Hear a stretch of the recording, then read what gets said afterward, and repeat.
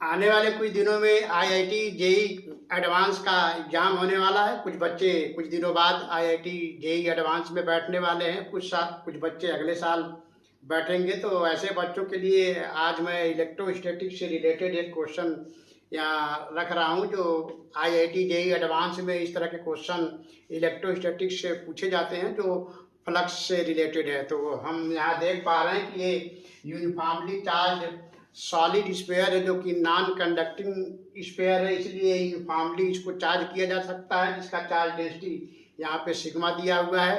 और इस स्फीयर के सेंटर से आर नॉट डिस्टेंस पर एक सर्कुलर क्रॉस सेक्शनल एरिया लिया गया है। और इस सर्कुलर क्रॉस सेक्शनल एरिया से कितना फ्लक्स कटेगा, कितना फ्लक्स बनेगा, ये आपको बताना है। तो इस तरह के question generally IIT JEE advance के क्वेश्चन में पूछे जाते हैं। तो इस सर्कुलर क्रॉस सेक्शनल एरिया से कितना इलेक्ट्रिकल फ्लक्स बनेगा, कटेगा, यही हमें निकालना है। जबकि spherical solid non conducting sphere का जो रेडियस है कैपिटल आर है, और इसके सेंटर से आर नॉट डिस्टेंस पर ये सर्कुलर क्रॉस सेक्शनल एरिया लिया जा रहा है। तो आइए देखते हैं कैसे इसको सॉल्व करेंगे। तो यहाँ पर हम उसी को हमने यहाँ एक दूसरा रेप्लिकेट बनाया है ताकि यहाँ पर एक्सप्लेन करने में आसानी हो। तो यहाँ पर हम एक एलिमेंट्री पार्ट लेंगे इस सर्कुलर क्रॉस सेक्शनल एरिया का, और इसका एरिया हम डीए लेते हैं। डीए छोटा एरिया है, तो इस पर नॉर्मल एरिया जो होगा इस दिशा में होगा, और इस पॉइंट पर सेंटर से स्मॉल आर डिस्टेंस पर, ये डिस्टेंस स्मॉल आर है, स्मॉल आर डिस्टेंस पर यहाँ पर इलेक्ट्रिक फील्ड का डायरेक्शन इस तरह से होगा, और इलेक्ट्रिक फील्ड जो होगा इस तरह से rho small r upon 3 epsilon naught के बराबर हम लिखेंगे, क्योंकि यूनिफॉर्मली चार्ज सॉलिड स्फीयर में अंदर वाले पॉइंट पर इलेक्ट्रिक फील्ड की वैल्यू जो होता है rho small r upon 3 epsilon naught के बराबर होता है। और यहाँ पर हम देख पा रहे हैं, अगर ये एंगल हम थीटा लेते हैं तो ये भी एंगल थीटा होगा। इस प्रकार यहाँ पर छोटा सा फ्लक्स जो हम बनाएंगे, क्योंकि नॉर्मल एरिया इस दिशा में है, तो छोटा फ्लक्स जो हम बनाएंगे वो होगा डी फाई, और डी फाई की वैल्यू होगा यहाँ पर इलेक्ट्रिक फील्ड की वैल्यू डॉट नॉर्मल एरिया यहाँ पर लेंगे इस तरह से, और इसको आगे बढ़ाएंगे तो ये हो जाएगा rho small r upon 3 epsilon naught into D A, और ये कॉस थीटा लिखा जाएगा, क्योंकि इलेक्ट्रिकल फ्लक्स जो होता है स्केलर क्वांटिटी होता है। तो इस प्रकार यहाँ से हम देख पा रहे हैं कि ये वाला जो डिस्टेंस है, यहाँ से ऐसे जब हम इस आर का इधर कंपोनेंट लेंगे इस डायरेक्शन में, तो ये आएगा आर कॉस थीटा। तो आर कॉस थीटा की वैल्यू हो जाएगा, आर कॉस थीटा की वैल्यू जो होगा, ये जो बेस है इसके बराबर, यानी आर नॉट के बराबर होगा।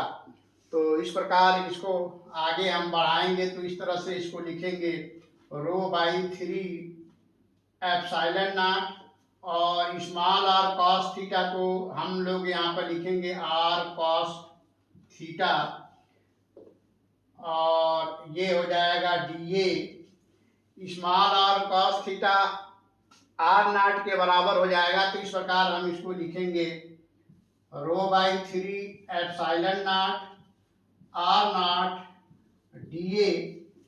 अब हम इसको इंटीग्रेट करेंगे इस सर्कुलर पार्ट के कारण टोटल फ्लक्स निकालने के लिए हम इसको इंटीग्रेट करेंगे। तो इंटीग्रेट करेंगे तो टोटल फाई हो जाएगा डी फाई का इंटीग्रल, डी फाई का इंटीग्रल करेंगे तो ये हो जाएगा आपका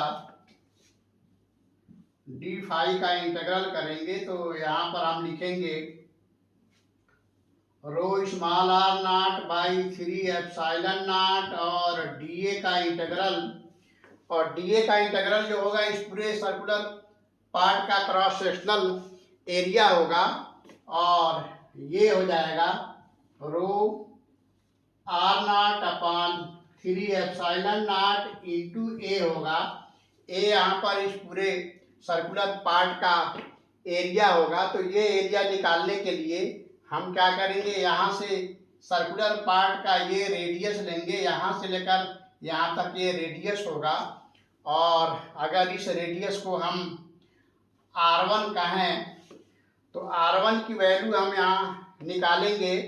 तो R1 की वैल्यू हो जाएगा, R1 हो जाएगा कैपिटल R का स्क्वायर माइनस R0 का स्क्वायर का रूट वैल्यू, क्योंकि यहाँ से यहाँ तक ये कैपिटल R है और ये स्मॉल R0 है, तो ये R1 जो होगा कैपिटल R का स्क्वायर माइनस R0 का स्क्वायर का रूट वैल्यू होगा। इस प्रकार एरिया की वैल्यू यहाँ पर हम देख पा रहे हैं। एरिया हो जाएगा A इक्वल टू हो जाएगा पाई R1 का स्क्वायर, और ये हो जाएगा पाई R स्क्वायर माइनस R0 का स्क्वायर। तो ये वैल्यू यहाँ हम पुट करेंगे। तो इस सर्कुलर क्रॉस सेक्शनल एरिया से जो फ्लक्स बनेगा उसकी वैल्यू आएगा rho R0 upon 3 epsilon naught into pi bracket में capital R square minus R0 का स्क्वायर।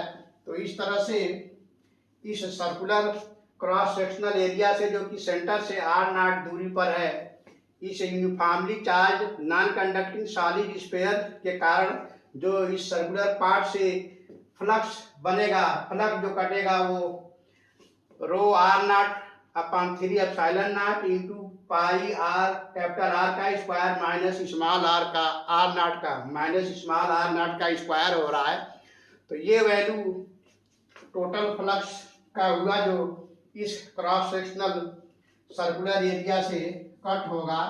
और इस फ्लक्स की वैल्यू का यूनिट आप चाहें तो लिख सकते हैं न्यूटन पर कूलम्ब इंटू मीटर स्क्वायर, क्योंकि फ्लक्स जो होता है इलेक्ट्रिक फील्ड इंटू एरिया होता है। तो इस तरह के question generally IIT JEE advance के क्वेश्चन में पूछे जाते हैं। इस तरह के क्वेश्चन सेम भी आ सकता है और इसमें कुछ और तब्दीली करके भी आ सकता है। वैसे ये क्वेश्चन जो है इरोडो से लिया गया है, तो हम उम्मीद करते हैं कि आपको ये काफ़ी अच्छे से समझ में आया होगा। तो फिर मिलते हैं नेक्स्ट वीडियो में किसी और क्वेश्चन के साथ, जिसमें हम एडवांस के क्वेश्चन को डिस्कस करेंगे। कोशिश करेंगे कि हम सभी चैप्टर से कुछ क्वेश्चंस डिस्कस करें, जिसको आप समझ करके आने वाले कुछ दिनों में जो IIT JEE एडवांस का एग्जाम है उसमें आप बेहतर कर सकते हैं। और जो बच्चे अगले साल और उसके अगले साल तैयारी कर रहे हैं वो अभी से इसको अच्छे से सीख सकते हैं। तो फिर मिलते हैं नेक्स्ट वीडियो में किसी और क्वेश्चन के साथ। तब तक के लिए थैंक यू।